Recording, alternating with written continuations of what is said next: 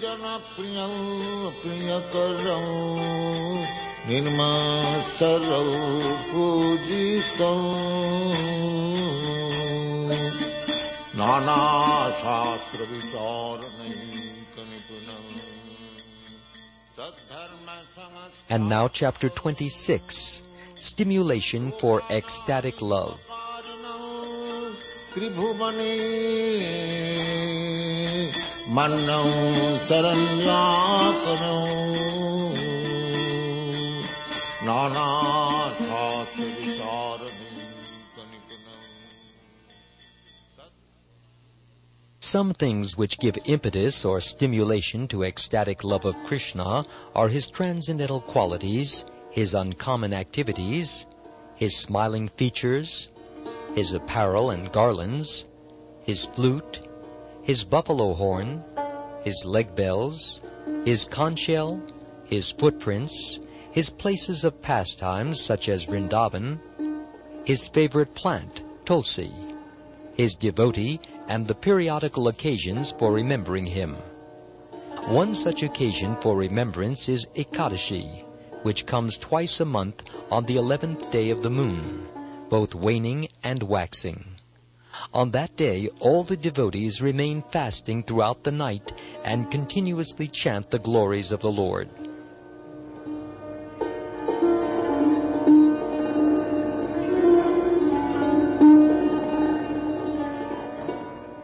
Krishna's transcendental qualities, his uncommon activities, and his smile.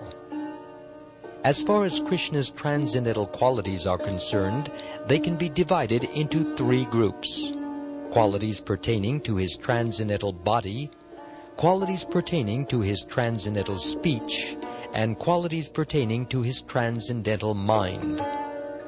Krishna's age, his transcendental bodily features, his beauty and his mildness are qualities pertaining to his body. There is no difference between Krishna and his body, and therefore the transcendental features pertaining to his body are the same as Krishna himself. But because these qualities stimulate the devotee's ecstatic love, they have been analyzed as separate causes of that love. To be attracted by the qualities of Krishna means to be attracted by Krishna himself, because there is no real distinction between Krishna and his qualities. Krishna's name is also Krishna. Krishna's fame is also Krishna. Krishna's entourage is also Krishna. Krishna and everything related with Krishna, which gives stimulation to love of Krishna, are all Krishna. But for our understanding, these items may be considered separately. Krishna is the reservoir of all transcendental pleasure. Therefore, the impetuses to love of Krishna, although seemingly different, are not actually distinct from Krishna himself.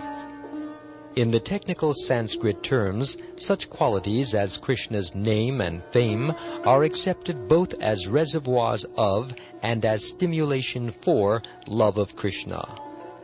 Krishna's age is considered in three periods. From his appearance day to the end of his 5th year is called Kaumada. From the beginning of the 6th year up to the end of the 10th year is called Poganda. And from the 11th to the end of the 15th year is called Kaishora. After the beginning of the 16th year, Krishna is called a Yovana, or a youth, and this continues with no change.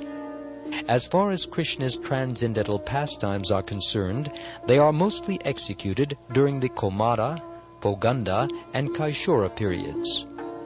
His affectionate pastimes with his parents are executed during his Kaumada age.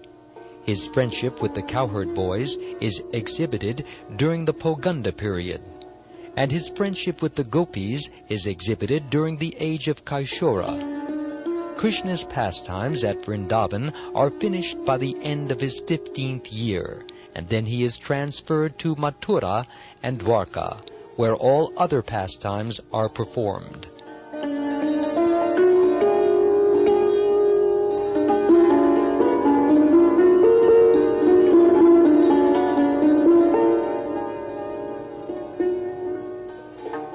Srila Rupa Goswami gives us a vivid description of Krishna as the reservoir of all pleasure in his Bhakti Rasamrita Sindhu. Here are some parts of that description.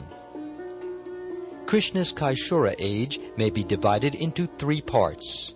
In the beginning of his Kaishora age, that is, at the beginning of his 11th year, the luster of his body becomes so bright that it becomes an impetus for ecstatic love. Similarly, there are reddish borders around his eyes and a growth of soft hairs on his body. In describing this early stage of his Kaishora age, Kundalata, one of the residents of Vrindavan, said to her friend, quote, "My dear friend, I have just seen an extraordinary beauty appearing in the person of Krishna. His blackish bodily hue appears just like the Indranila jewel. There are reddish signs on his eyes, and small soft hairs are coming out on his body. The appearance of these symptoms has made him extraordinarily beautiful." Unquote. In this connection, in the 10th canto, 21st chapter, verse 5 of Srimad Bhagavatam, Shukdev Goswami tells King Pariksit, quote, "My dear king, I shall try to describe how the minds of the gopis became absorbed in thought of Krishna. The gopis would meditate on Krishna's dressing himself just like a dancing actor and entering the forest of Vrindavan, marking the ground with his footprints. They meditated on Krishna's having a helmet with a peacock feather and wearing earrings on his ears and yellow gold-colored garments, covered with jewels and pearls. They also meditated on Krishna's blowing his flute and on all the cowherd boys singing of the glories of the Lord." Unquote. That is the description of the meditation which the gopis used to perform.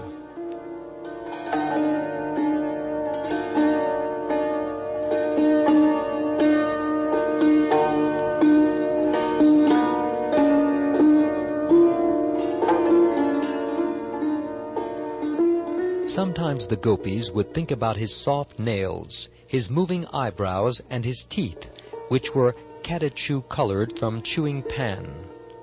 One description was given by a gopi to her friend, quote, "My dear friend, just see how the enemy of Aga has assumed such wonderful features. His brows are just like the brows of Cupid, and they are moving just as though they were dancing. The tips of his nails are so soft, it is as if they were dried bamboo leaves. His teeth are reddish, and so it appears that he has assumed a feature of anger.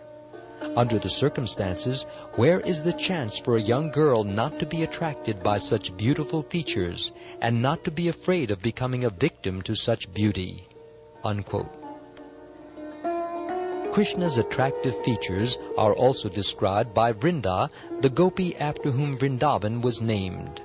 She told Krishna, quote, "My dear Madhava, your newly invented smile has so captivated the hearts of the gopis that they are simply unable to express themselves. As such, they have become bewildered and will not talk with others. All of these gopis have become so affected that it is as if they had offered 3 sprinkles of water upon their lives. In other words, they have given up all hope for their living condition." Unquote. According to the Indian system, when a person is dead, there is a sprinkling of water on the body. Thus the statement of Vrinda shows that the gopis were so enchanted by the beauty of Krishna that because they could not express their minds, they had decided to commit suicide.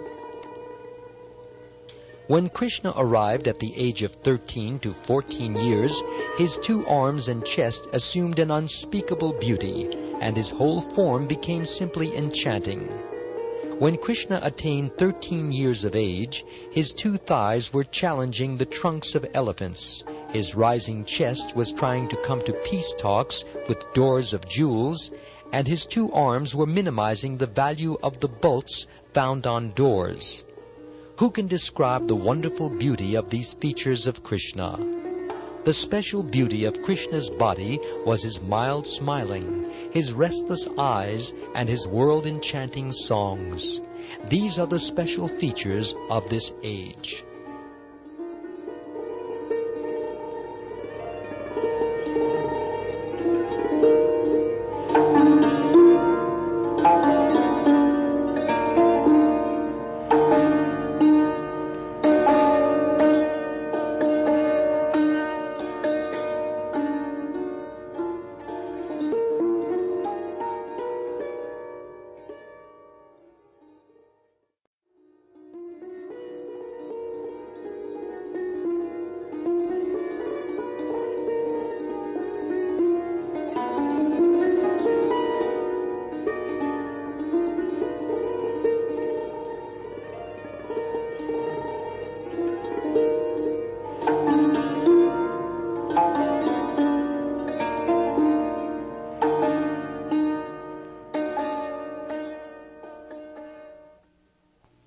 There is a statement in this connection that Krishna, on arriving at this age, manifested such beautiful bodily features that his restless eyes became the playthings of Cupid, and his mild smile resembled the newly grown lotus flower. The enchanting vibration of his songs became a great impediment to the young girls who were supposed to remain chaste and faithful to their husbands. At this age, Krishna enjoyed the Ras Leela, exhibiting his power of joking with the cowherd girls and enjoying their company in the bushes of the gardens by the bank of the Yamuna. In this connection, there is the following statement, quote, "Throughout the whole tract of land known as Vrindavan, there were the footprints of Krishna and the gopis, and in some places peacock feathers were strewn about. In some places there were nice beddings in the bushes of the Vrindavan gardens, and in some places there were piles of dust due to the group dancing of Govinda and the gopis." Unquote. These are some of the features which are due to the different pastimes invented by Sri Krishna in the place known as Vrindavan. There is the following statement by one gopi describing Krishna's attractive feature during this age. Quote, "My dear friend, just see how all of a sudden in the sky of Krishna there is a powerful rising sun, and how this rising sun is minimizing the rays of our chastity moon. Our attraction for Krishna is so intense that it is drying up the lotus flower of our discrimination, and we are losing our senses in deciding whether we shall continue as chaste women or be victimized by the beauty of Krishna. My dear friend, I think that we have lost all hope of life." Unquote. In the Kaishora age, beginning from the 11th year and continuing up to the end of the 15th year, Krishna's arms, legs, and thighs became marked with 3 divisional lines. At that time, Krishna's chest challenged a hill of Marakata jewels. His arms challenged pillars of the Indranila jewel. The 3 lines of his waist challenged the waves of the river Yamuna, and his thighs challenged beautiful bananas. One gopi said, quote, "With all these exquisite features of his body, Krishna is too extraordinarily beautiful, and therefore I am always thinking of him to protect me because he is the killer of all demons." Unquote.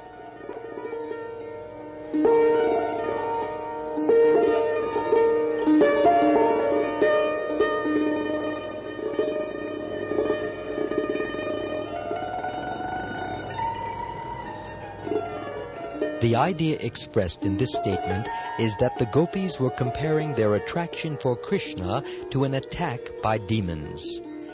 And to counteract their attraction for the beauty of Krishna, they were also turning to Krishna hopefully because he is the killer of all kinds of demons. In other words, they were perplexed because on one hand they were attracted by the beauty of Krishna, and on the other, they needed Krishna to drive away the demon of such attraction. This Kaishora age can be translated as adolescence.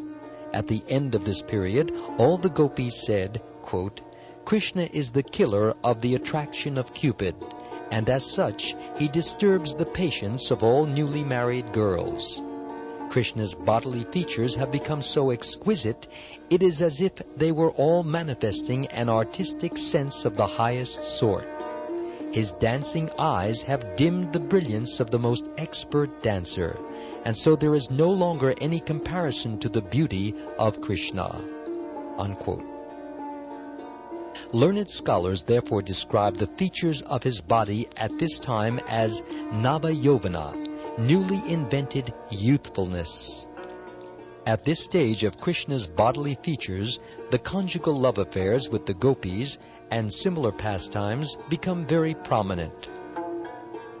There are 6 features of conjugal love affairs called peacemaking, picking a quarrel, going to meet one's lover, sitting together, separation, and support.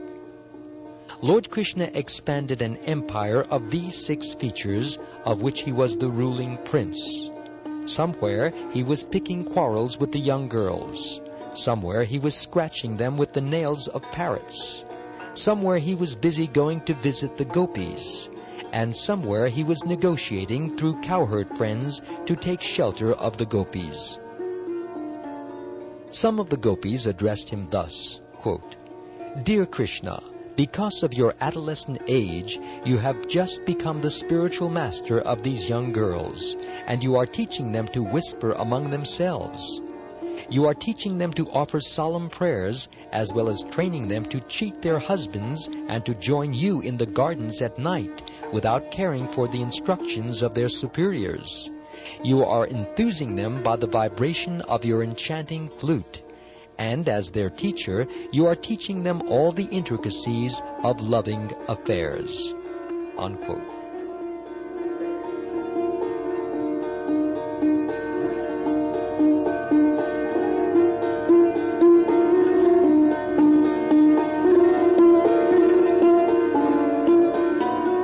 It is said that even when Krishna was a boy of 5, he manifested such youthful energies, but learned scholars do not explain them because of the absence of suitable age. Krishna was beautiful because every part of his body was perfectly arranged without any defect. Such perfect bodily features of Krishna are described as follows, quote, "My dear enemy of Kamsa, your broad eyes, your rising chest, your 2 pillar-like arms, and the thin middle portion of your body are always enchanting to every lotus-eyed beautiful girl." Unquote. The ornaments on the body of Krishna were not actually enhancing his beauty, but just the reverse. The ornaments were beautified by Krishna. A person is called mild when he cannot even bear the touch of the most soft thing. It is described that every part of Krishna's body was so soft that even at the touch of newly grown leaves, the color of the touched part of his skin would change. At this Kaishura age, Krishna's endeavors were always bent toward arranging the Ras dance, as well as toward killing the demons in the forest of Vrindavan. While Krishna was engaged in enjoyment with the boys and girls within the forest of Vrindavan, Kamsa used to send his associates to kill Krishna, and Krishna would show his prowess by killing them.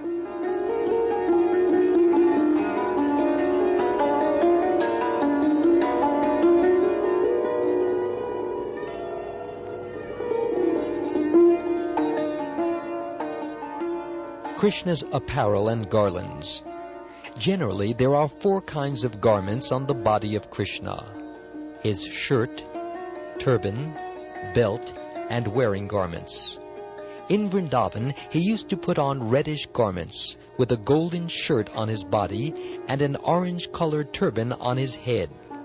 The different kinds of belts, combined with his enchanting smile, used to always increase the transcendental bliss of his associates. This dress of Krishna is described as gorgeous. As a baby elephant is sometimes dressed in colorful clothing, so Krishna's gorgeousness was manifested by decoration with such colorful clothing on the different parts of his body. Akalpa refers to the texture of Krishna's hair. His nicely dressed body anointed with sandalwood pulp and decorated with flower garlands, his tilak, and his chewing pan. Krishna was decorated constantly in this akalpa process. Krishna's hair was sometimes decorated with flowers placed on the middle of his head, or else it was reaching down to his back. In this way, Krishna dressed his hair differently at different times. As for the ointment on his body, the pulp of sandalwood generally appeared to be white, and when it was mixed with saffron dye, it appeared to be yellow. Krishna used to put a Vaijayanti garland around his neck. This Vaijayanti garland is made of flowers of at least 5 different colors. Such a garland was always long enough to touch Krishna's knees or feet. Besides this garland of flowers, there were other kinds of flower garlands too, sometimes decorating his head, sometimes hanging around his neck and chest. Artistic paintings with sandalwood pulp and colored sandalwood were also to be found on the body of Krishna.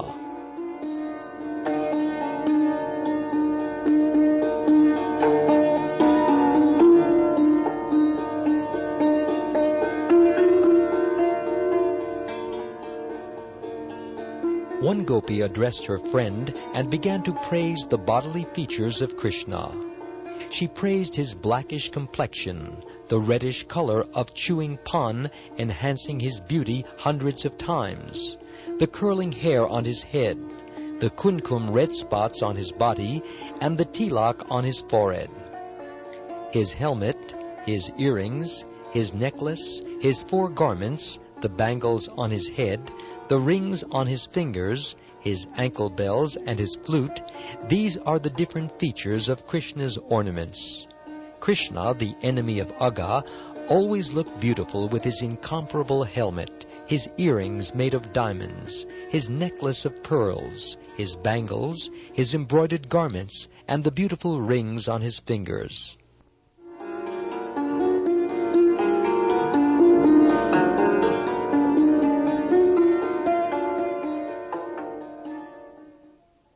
Krishna is sometimes called Vanamali. Vana means forest, and Mali means gardener. So Vanamali refers to one who extensively uses flowers and garlands on different parts of his body. Krishna was dressed like this not only in Vrindavan, but also on the battlefield of Kurukshetra. Seeing such colorful dress and the garlands of different flowers, some great sages prayed, quote, Lord Krishna was going to the battlefield of Kurukshetra not to fight, but to grace all of the devotees with his presence. Unquote.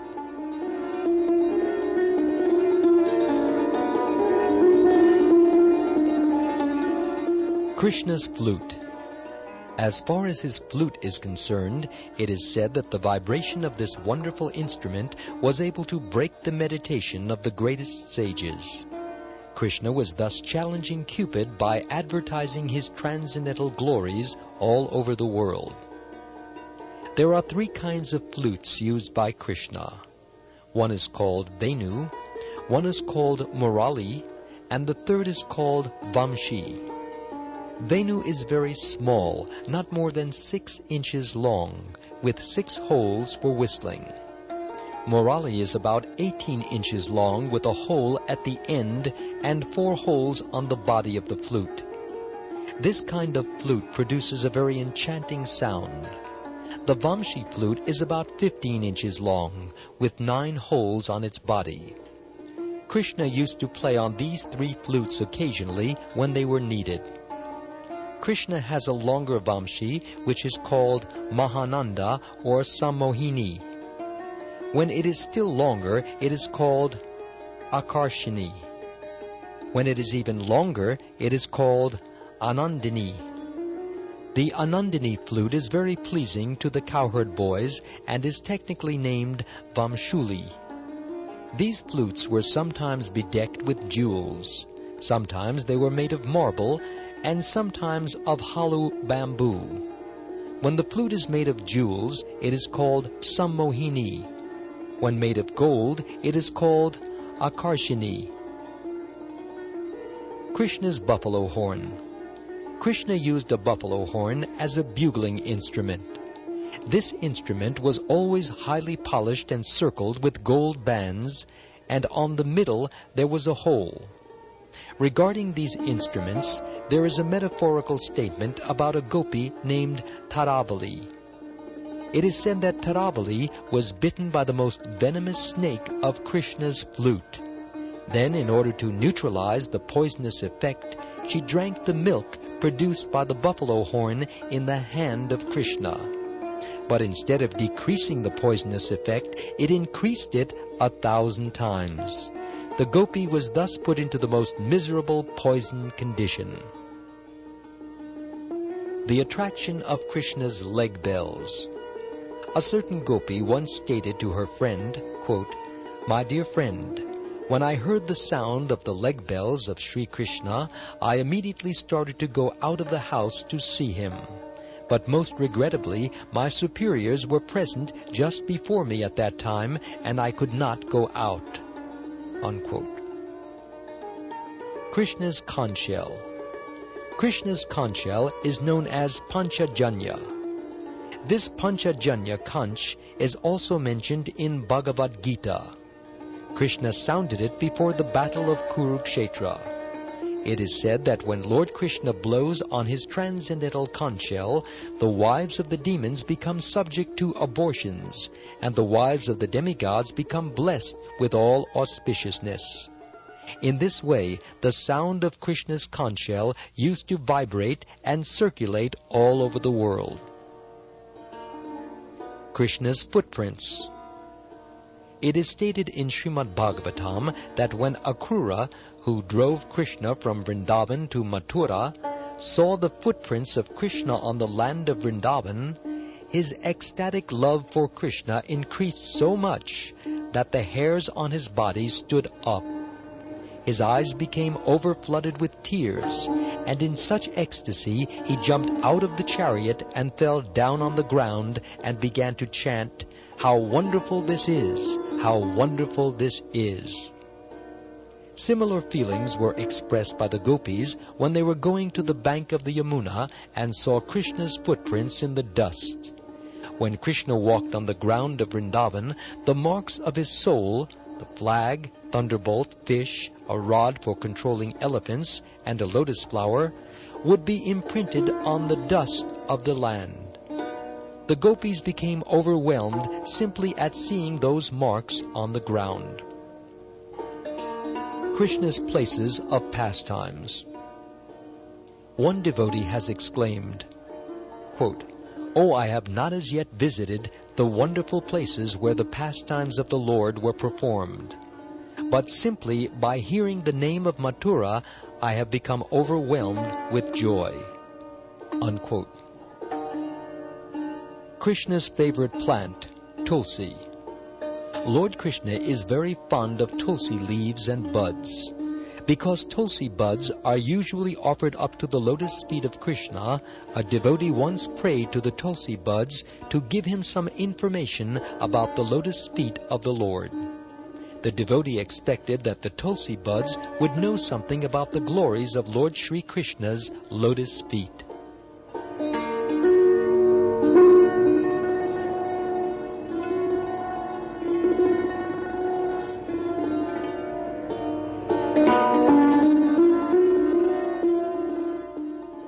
Krishna's devotees. One may sometimes become overwhelmed with joy by seeing a devotee of the Lord. When Dhruva Maharaj saw two associates of Narayan approaching him, he immediately stood up out of sincere respect and devotion, and remained before them with folded hands. But because of his ecstatic love, he could hardly offer them a proper reception.